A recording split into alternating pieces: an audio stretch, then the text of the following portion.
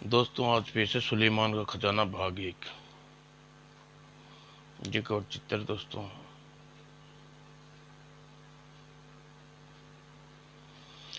Henry क्रिस्टिस Denmark का एक दौलतमंद व्यक्ति था, जिसका एकमात्र भाई जॉर्ज अरसा पहले झगड़कर दक्षिण अफ्रीका के जंगलों में चला गया था।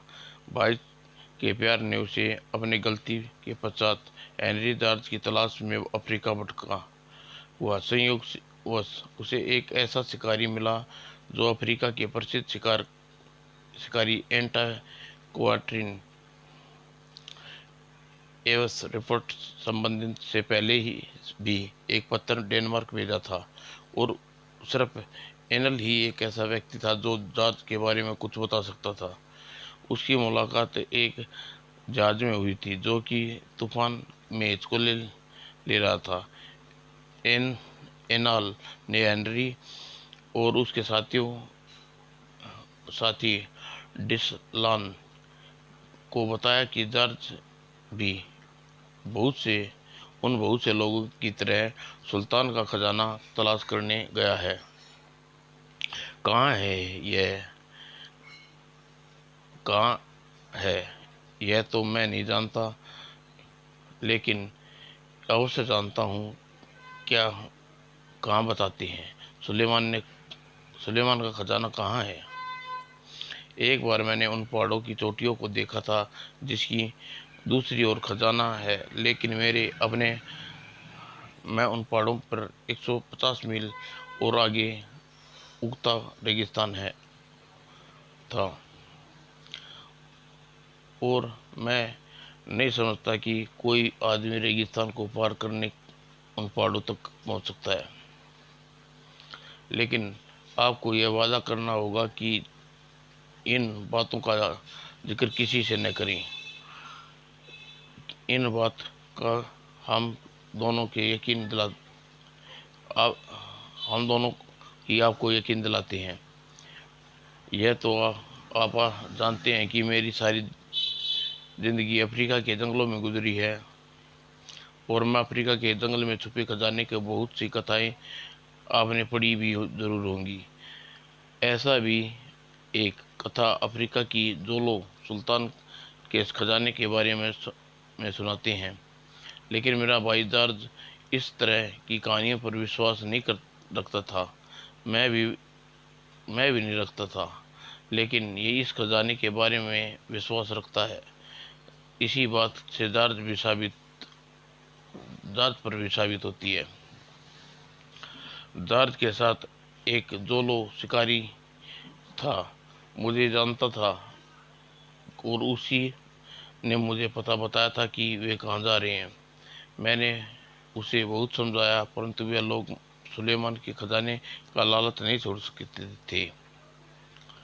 और उनके पास अपने अस्तित्व का कोई प्रमाण है। हाँ, और दुनिया में सिर्फ मुझे ऐसे व्यक्तियों में का मैंने जाली नोटों का नक्शा बनाया था, लेकिन उसे यह निर्देश थे कि इस बारे में वह जॉर्ज को मरुस्थल पार करके के बाद कुछ बताएगा, वरना मेरे पीछे पड़ जाता। तब मैंने आपको बताया वह नक्शा मिला था। किस तरह कई सालों पहले की बात है, जब मैं एक अफ्रीका कबीले में बहुत बीमार पड़ा था, तो वहाँ मैं शिकारी प्रवृत्ति के कारण गया था। वहाँ मेरी मुलाकात एक पुर्तगाली जोड़ से हुई, जो एक शरीफ आदमी की तरह अधिक अमीर नहीं था, लेकिन उसने मेरी दोस्ती हो गई। और एक दिन ऐलान मेरे दोस्त दूसरे ही मेरी मुलाकात होगी, और तब मैं दुनिया का सबसे अमीर व्यक्ति होऊंगा। मैं तुम्हारे लिए दुआ कर रहा सकता हूँ दोस्त सियाल। और हाँ, इस बस इतनी सी दुआ करना कि वह लंबा चौड़ा रेगिस्तान सुकुशल पार कर सकूं। और अलविंद दोस्त, जा रहा हूँ। और ईश्वर ने चाहा तो ज़रूर मिलेंगे। एक सप्ताह बाद जब एल्वन स्वस्थ हुआ, ओह कितनी गर्मी मौसम है, और वह पागल इस भयंकर रेगिस्तान में जा घुसा। और मुझे अरे यकीन कौन गिरता पड़ता चला रहा है, यह देखने वह कौन है बेहोश होकर गिर पड़ा और उसे उठा कर लाऊं। और अरे यह तो जॉर्ज सिल्वासन है, इसकी यह क्या गति बन गई है। और सिल्वेशन, यह मैं हूँ तुम्हारा दोस्त सैलान पानी। और रेगिस्तान सुलेमान, हीरे जवाहरात तो वही हैं पहाड़ी। रेगिस्तान सुलेमान, हीरे जवाहरात वही हैं उस पहाड़ पर। होश में आओ दोस्त सिवान, मैं तुम्हारे करीब हूँ। एलन मेरे दोस्त, मेरा समय आ गया है, मैं बच नहीं सकूँगा। तुमने मेरी बहुत सेवा की है एलन, मैं तुम्हें एक चीज़ देना चाहता हूँ। और अगले ही पल ठीक ठीक से अमल किया तो दुनिया का सबसे अमीर आदमी होगी। और मेरे दोस्त, इस कपड़े पर लिखी भाषा को पढ़ने के लिए मेरी कई साल लगेंगे, तब तक इस का मतलब समझा सकता। और जिस दिन आदमी अपने खून से यह नक्शा बनाया था, वह मेरे 300 साल गुजर चुके हैं। और इसी वजह से मैं अभी जान दे रहा हूँ इसी वजह से मैं अभी जान दे रहा हूँ। अब यह हमारे पुरखों की संपत्ति है, तुम्हारे हवाले करता हूँ। और 3 सदी पहले इस्लाम और रेगिस्तान में दाखिल हुआ, और जब उसका नौकर यहाँ प्रतीक्षा करते थक गया तो उसकी तलाश में निकल और अपने मालिक को मुर्दा पाया। नौकर यह तस्रीर मिली कि जिस वक्त वह लौटा, अच्छे दोस्तों और खजाना मिल जाए तो मेरे लिए दुआ करना। अच्छा, अलविदा। और जॉर्ज सिल्वान की मौत के बाद वह नक्शा मुझे मिल गया, और मैं सुलेमान को नक्शा था। और 3 सदी पहले उर्फ पूर्वज ने हड्डी और कलम बनाकर अपने खून से बनाया था।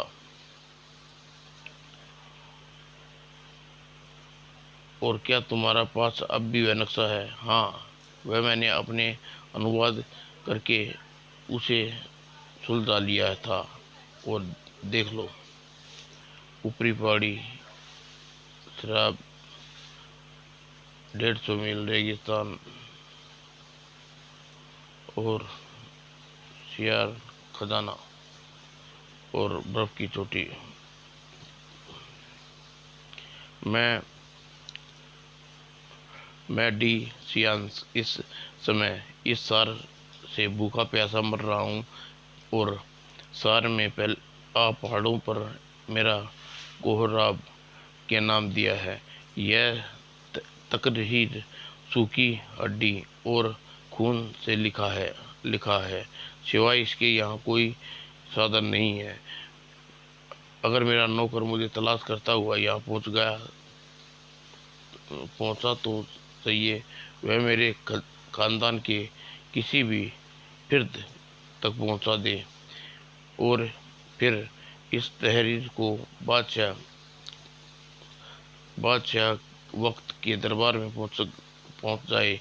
एक बार पहाड़ियों की ओर रवाना कर दे, और अमर रेगिस्तान को पार करके इन पहाड़ियों की पल्ली और आबाद जंगलियों और काले जादूगरों और सुलेमान का खजाना पाकर वह अपने लौटे, यानी अपनी आंखों से खजाने के कमरे में हीरो का अंबार देखा है।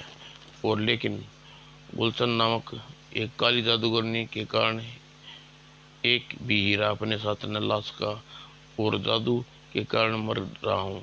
सुलेमान का राजपथ पर चलने के बाद को जाना राजधानी पहुँचो, और सबसे पहले गुलाम खान को आदेश करो। अलविदा।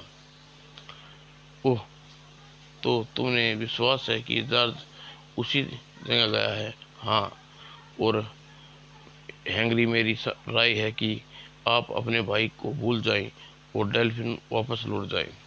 मिस्टर एलन, अगर आप हमारे साथ उस पहाड़ी तक नहीं जाना चाहते तो अलग बात है, लेकिन मेरे भाई को बिना वापस हरगिज नहीं हो सकता। अगर आप न चाहते तो हम आपकी लेने के तैयार हैं, आपकी हा- हाजिरी देने के लिए तैयार हैं। अगर आपको इस सफ़र में जीवन त्याग का, तो अपने लड़के का नाम सारी उम्र के लिए एक निश्चित रकम बांधने के लिए तैयार है, और आपकी और शर्त है तो वो भी बता दो। सोच लो, पहले जहाज डेल्विन पर पहुंचकर हम अपना ऊपर उतरना है। हाँ, सुलेमान के खजाने के रास्ते पर जहाँ इंसान जाने जाने बिछी हैं, हमारा नाम भी लिखा जाता, और भी परवाह नहीं, मौत तो एक दिन सबको आनी है। और जहाज का सफ़र करता रहा। फिर एक दिन उस जहाज में डेल्फिन के बंदरगाह पर जगाया तो डेक खड़े एलान मस्तिष्क पर विचारों की आंधी चल रही थी। चांदनी रात थी, समुद्र खामोश था। क्या सोच रहे हो एलान? ठीक है, आप लोगों के साथ चलने को तैयार हूँ, लेकिन मेरी कुछ शर्तें हैं, वह सुन लो। जरूर जरूर। नंबर एक शर्त, सफ़र से पहले मुझे 500 पाउंड देने होंगे, और आपको सफ़र का पूरा खर्चा बर्दाश्त करना हुआ मंजूर।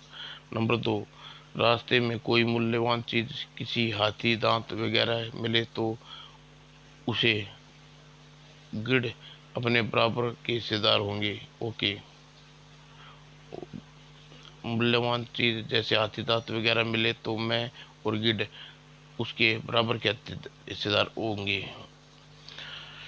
और अगर उस सफ़र में मेरी जान चली जाए तो आप मेरे लड़के को लंदन डॉक्टरी पढ़ाई पढ़ रहा है, उसे साल में 200 पाउंड और 500 5 साल तक देने रहेंगे। उस आपकी शर्त आपकी सब शर्त मंजूर है, लेकिन आपको इससे भी अधिक लाभ होगा। अगर मौत मेरे भाग्य में लिखी है तो फिक्र नहीं। यूं भी हाथियों का शिकारी 5 साल जीता है, और मुझे आज 20 साल का हो गया हूँ, और सिर्फ अपने लड़के के लिए, भविष्य के लिए सफर पर जाऊंगा। एलान के घर पर यात्रा की तैयारी होने लगी। यह सामान की सूची तैयार है, और एक छबड़ा, 10 जोड़ी, 5 बैल, मजबूत 5 मजदूर, और डॉक्टर, हथियार, दवाइयाँ। जहाँ तक डॉक्टर का सवाल है, मुझे छोड़ दो, डॉक्टरी का कर सकता हूँ, दवाइयों की सूची मैं बता दूंगा। इस दूसरे सामानों की बात, उसके लिए खरीदारी का रकम की व्यवस्था कर देता हूँ। और एक छबड़े की कीमत 120 पाउंड है, और नमक सारे बैल नमक पिरोए हुए हैं, आप देख सकते हैं। और यह है मार्क गन, इसका एक्सप्रेस बिंदु कहते हैं, और लाउड इसे अपने राइफल और रिवॉल्वर। ठीक है, ठीक है। और मेरा नाम जेडा है, और मैं छबड़ा हाँक सकता हूँ। हाँ, मेरा नाम टॉम है, छबड़ा चलाने के अलावा रसोई भी है। ठीक है, तुम दोनों तैयार रहो। और मिस्टर एंगल के 2 आदमी कम, एक का नाम सेवा, दूसरे का नाम बेंटा, दोनों बहादुर हैं। हम अंग्रेजी भी जानते हैं, लेकिन शराब नहीं पीते। यह 4 आदमी हो गई। और कुछ दिन बाद जब बैठे मशवरा करते रहे, और पाँच 5वें दिन हमारे साथ उन पहाड़ों पर जाओगे, और मजदूर होने के साथ साथ तुम तीनों बहादुर होना ज़रूरी है। और सब बाकी रह गया एक, और उस पर एक कमी है, पूरी हो सकती है। कौन हो तुम? और अब बिना आज्ञा यहाँ कैसे आए? मुझे मालूम हुआ है कि तुम लोग रेगिस्तान की ओर जा रहे हो, और अपनी परली तरफ वाली पहाड़ियों को पार करने का इरादा रखते हो। लेकिन तुम कौन हो? मेरा नाम इस्माइल है, और मेरे बीच सिर्फ एक काली सफ़ेद चमड़ी का। क्या तुम्हें किसी ने बताया कि वह कीड़िमा नहीं दिखाई? अगर ज़रूरत पड़ी तो आप लोग रेगिस्तान के में खींच लूँगा। इस सफ़र में तुम लोगों के साथ चलना चाहता हूँ। आदमी अकड़ है, परंतु बहादुर मालूम पड़ता है। लेकिन तुम वहाँ नौकरों की हैसियत से चल सकते हो। आप लोग बेशक मुझे नौकर मान सकते हैं, लेकिन मैं अपने आप को नौकर नहीं मानता हूँ। और अभी इस समय नहीं आया कि आपको बता सकूँ मैं कौन हूँ। इसका जवाब मैं उन पहाड़ों पर पहुंचकर दूंगा जहां आप चमकीले पत्थर की तलाश कर रहे हैं। और जनवरी के माह अंतिम सप्ताह में डेल्फिन ने यात्रा शुरू करी, और बैलों की संख्या घटती रही। ओह, यह भी मर गया। और टाइफन पहुंचने पर 20 बैलों में से सिर्फ 12 बचे रहे। और एक को सांप ने काट खाया। 3 पानी के बहाव से मर गए, और गहरीली घास खाने से 2 नेंटी नामक जहरीली मक्खियाँ के डंक से मारे गए, और वे शेष बीमारी पकड़ कर मर गए। जंगल शुरुआत होने पर उन्हें छबड़े के जानवरों में छोड़ना पड़ा, और सफ़र जंगल में घना था। ओह, काफिला चलता रहा, और कुलची हुई घास बताती है यहाँ हाथियों का रेला गुजरा है। ओह सेंस, पहले तुम हाथियों के शिकारी थे। अरे, वह गुब्बारा किस चीज़ का है? और वह हमारी तरफ पड़ता है, चला आ रहा है। और उसके पीछे घोड़े की टापों की आवाज़ है, टप टप टप। ओह, अपनी राइफलें लोड कर लो, होशियार, वह जिराफ है। चलो, चट्टानों के पीछे हमें रेंगते हुए निकल जाएंगे। ओह, भागता आ रहा है। और मालूम पड़ा कि इनका पीछे हाथियों का कोई गोल कर रहा है, दाएं दाएं। ओह, वह रहा मेरा निशाना, एक जिराफ को ढेर। और बेईमान, तूने अपने डर को रास्ता में बदल डाला। और बेईमान, अपने डर को अपना रास्ता बदल डाला। और बेगुन किया शीशे की आंखें लगा कि तुम बेगुन हो। जिराफ की खाल उतारता हूँ। बाकी लोग नदी के तट पर पहुंच। और रात्रि के समय शेम गार्ड में सभी नदी के किनारे टीले पर विश्राम किया। और सावधान, कोई शेर है, धाड़। ओह, किनारे पर गड़बड़ मालूम होती है, चलो देखते हैं। ओह, दो शिकारी, 2 सरिंदे लड़ रहे हैं, और भैंसे की वार और शेर में मुर्दा पड़े। और हु और इनकी भी खाल उतारने वाले हो। और हाथियों का गोल इसी तरफ गया है हेनरी। और होशियार वेरा 3 हाथी और झुंड में मिलो। अगर इन्होंने हमारी गंध पाली तो अपने साथियों के साथ बुला लेंगे और हम पर हमला करेंगे, पीछा करेंगे। ठीक है, मोटा वाला हाथी मेरा शिकार है और दाएं वाला मेरा शिकार है और बाएं वाला को देख लूंगा। और तीनों ने गोलियां एक साथ समय पर चली। पहले निशाना पूरा यकीन है, दाएं। और वो हमारा शिकार गिर गया।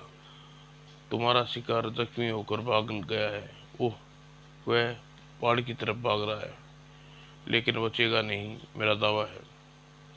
और आगे बढ़ो और हाथियों को देखना चाहिए।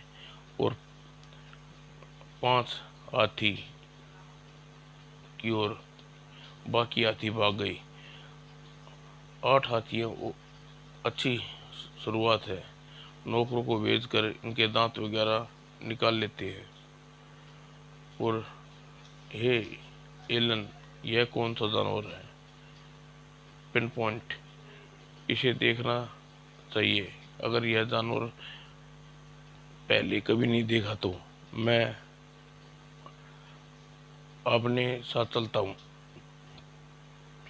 और भी मिनट झाड़ियों में छुपे और झाड़ियों में खंगालते हुए ओह, हाथी चिंगार सुनी। भागो अभियान, जख्मी हाथी हमें देख लिया है। ओह, गजब हो गया एलन, ईश्वर के लिए गिड़ की मदद करो। ओह, अगर गोली चलाऊं तो उन्हें भी लग सकती है। ये भगवान, गिड़ अपनी पतलून को उठा कर गिर गया। ओह, खतरा,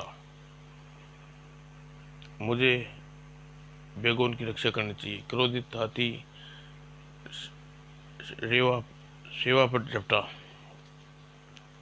और चलाक दाएं दाएं।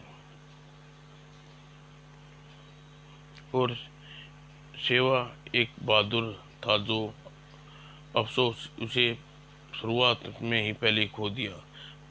हमें उसकी कभी भूल नहीं सकते। और उन्हें जान देकर मेरी जान बचाई है। मेरे लिए यह आदरणीय है। और उसने हाथी दांत और दिल खाले सभी उसी स्थान पर गाड़ दिए। यह एक बहादुर जैलो शिकारी रहा है। और काफिला आगे बढ़ता रहा। फिर वे लोग एटलांट कबीले में जा पहुंचे, जहां नदी किनारे थोड़ी देर एक टीला, जहां वर्षों पहले एलान और सिलवान ने दम तोड़ते देखा था। और रेगिस्तान का छोर था। और यह देखो हेनरी, रेगिस्तान की ओर जो पहाड़ नजर आ रहे हैं उस पार खजाना है। मेरे भाई, यही होगा।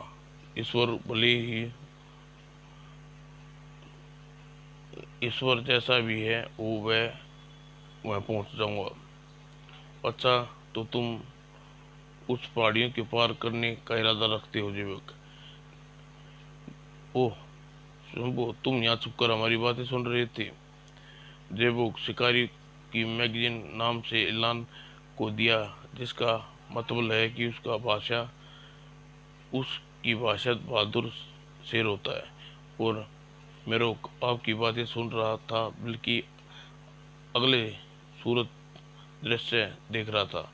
बकवास, मैं देख रहा हूँ कि तुम गुस्ताखी करते जा रहे हो। नियंत्रण आदमी, वह आपको कम की शिकायत है तो का आदमी हूँ।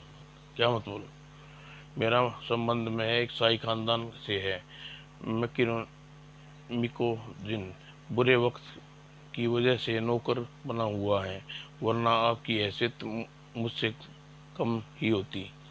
एक मिनट ऐलान, इसकी बात, एक मिनट ऐलान, इससे बात करना, जरा शांत रहो। मुझे यह आदमी बिल्कुल पसंद नहीं है हेनरी। और तुम्हारा ख्याल है, ठीक है एम्बुन, हमारे इरादा इन पहाड़ी तक जाने का है। ये रेगिस्तान कोई नहीं जानता यहाँ ख़त्म होता है, और वह पहाड़ी की चोटी बर्फ से ढकी हुई है। उसके पीछे जाने जाने पर जाने कौन खूंखार लोग रहते हैं। वह, क्या तुम इस बारे में कुछ जानते हो? और क्या तुम्हारे मेरे भाई के बारे में कुछ पता सकता है? हाँ, सच है, 2 साल पहले मैंने सुना था कि एक सफ़ेद आदमी इस तरफ गया है, और उसके साथ एक जिम नाम का जाली एक जोलो था। उसका हुलिया से मिलता जुलता था। और रहा उस पहाड़ों का सवाल, तो शायद उसके पीछे मेरा भाई भी मुझे मिल जाए।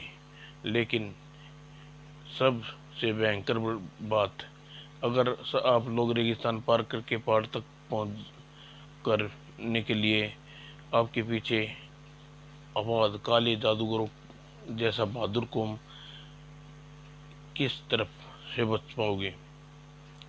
अगर तुम लोगों को जिंदगी से जरा भी प्यार है तो यहीं से वापस लौट जाओ, और इंसान के बुलंद हौसले के सामने पत्थर की मोम बन जाता है। ऐसा कौन सा पहाड़ है जिसे इंसान चंद ही सकता? ऐसा कौन सी रेगिस्तान है जिसे इंसान पार नहीं कर सकता? मेरे मेरे गोरिया का, आप सितारे की दुनिया के राजा जानते हैं कि, बताइए जिंदगी क्या है, आत्मा क्या है, क्या यहाँ से जाती यहाँ से आती है? मैं जानता हूँ मेरे इन प्रश्नों का जवाब आपके पास नहीं है। अच्छा मैं सुनो, आपने अंधेरे में आए, अंधेरे से लौट जाएंगे, यही जीवन की सच्चाई है। तुम अजीब गरीब हो, इंसान हो, जो कुछ मुझे जो कुछ कहना था कह चुका हूँ, आपकी मर्जी। मालूम पड़ता है एम्पो एम्पोबा सुलेमान खजाने के बारे में सब कुछ जानता है, लेकिन हमें बताना नहीं चाहता। यह समझ में नहीं आता यह कौन है और कहाँ से आया है। और अपनी आवश्यक सामान को लेकर तैयार हो जाओ। 2 जंगली पहले पड़ाव पर जाने के लिए मुश्किल से तैयार हुए हैं, और शेष सामान उन कबीले के एक बूढ़े के हवाले कर दिया, चल पड़े।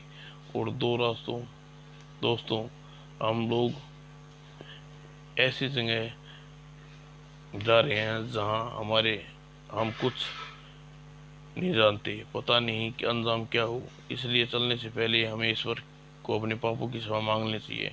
वह हमारी जिंदगी का मालिक है। और आओ अब चलें।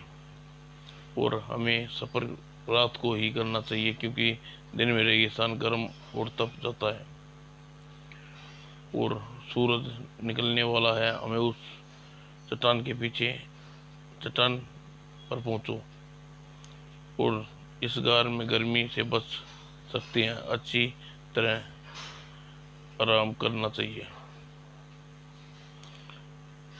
और एक एक कर पानी की पी लो, और बोतलों को भर लो।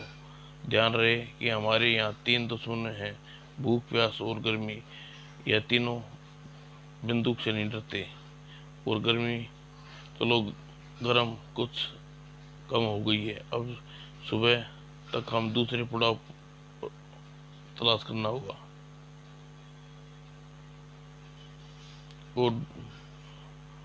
और तारे डूबने लगे, भोर होने वाली है, कोई ठिकाना तलाशो। मेरी टांगे जवाब दे रही हैं, क्या करूं? अगर यही ईश्वर हमारी मदद करना, और अगर यह पेड़ तो जल भुनकर कबाब बन गए जाएंगे। अरे, कुल 9 बजे और गर्मी का यह हाल, कुछ करो ऐलान। और एक तरकीब है, क्यों न हम यहाँ कुछ गड्ढा खोद कर आसपास की झाड़ियों को काट कर उसके ऊपर डाल लें प्यास पानी। मैं गर्मी देश में, मुझे गुफा दमसा है। सब मिलकर गड्ढा खोदते हैं और बैठन झाड़ियों को काट कर इस गड्ढे के ऊपर ढक दो और तुम जल्दी आ जाओ। अच्छा अच्छा कर। ओह गर्मी, ओ इतनी गर्मी, यहाँ तो रात है, दम घुट रहा है। कम से कम बाहर खुली हवा तो मिल रही थी। अपना अपना खाना पीना बचा कर चलना और बढ़े चलो सिवान मुसीबतों, रेगिस्तान, तूफान और गंदे पानी का तालाब। करीब 50 मील नक्शे के अनुसार रेगिस्तान में 150 मील अब आगे की सफर करना है। और हम कितनी दूर आ चुके हैं। किसी ने यह सोचा कि 300 साल नक्शे में तालाब देखा गया हुआ कहाँ होगा। और मैं सोच रहा हूँ वह कहीं वह नक्शा ही सही न हुआ तो। तब हमारे पास एक बूंद पानी नहीं है और सुबह हो चुकी है। अब थोड़ी देर हम रेगिस्तान में ठीक बीच में पहुंच जाएंगे। हे भगवान, मेरी बोतल सूख गई पानी से। और बोल्टा, तुम टीले पर चढ़कर पा, पानी देख सकते हो। मुमकिन है, दो तुम पानी का क्या हुआ, तुम्हारी बू लगा रखी है। ओह मक्खी, ओह कम वक्त, अगर यह हमें न मिला तो हम खून चूस जाएगी। और मैं किंग हूँ यहाँ ये। और पानी कुछ मिला? जंगली भेड़, वे देखिए पानी की बूंद से दूर नहीं रह हो गया। बंटी, मैं ठीक कहता था, आसपास पानी है। मैं कहना पानी की बू सूंघ रहा है, चलो उधर देखते हैं। कमबख्त पानी की बू सूंघ कर रहा है, पानी है कहाँ? और यहाँ आ जाओ, पानी मिल गया। पानी और गंदे पानी का तालाब, लेकिन हमारे लिए अमृत है। और वह कोहाल पहाड़ की ओर चोटियां पर बदलते। नक्शा सही है, आगे बढ़ो। और आखिरकार पहाड़ी मैदान पर आ पहुंचे। लेकिन हमारे पास खाने का जखीरा भी खत्म हो रहा है। पहाड़ों पर कुछ जरूर मिल जाएगा, पानी की किल्लत भी नहीं रहेगी। और हैरानी की बात है, इन चट्टानों पर हरी हरी घास, चादरें बिछी हैं, फूल उगे हैं। कितना मणिक है। और पेट में उगी आग लग रही है, जैसे तुम्हारा क्या इरादा है? मैं कहूँ बेंगिनो, पानी, खारा पानी, वाह बड़े बड़े तरबूज। अब हमें इस पहाड़ियों के निकट ही कितना ठंडा है। और हमारे पास केवल एक कंबल है। और भूख प्यास थकान तरबूज से कब तक करते।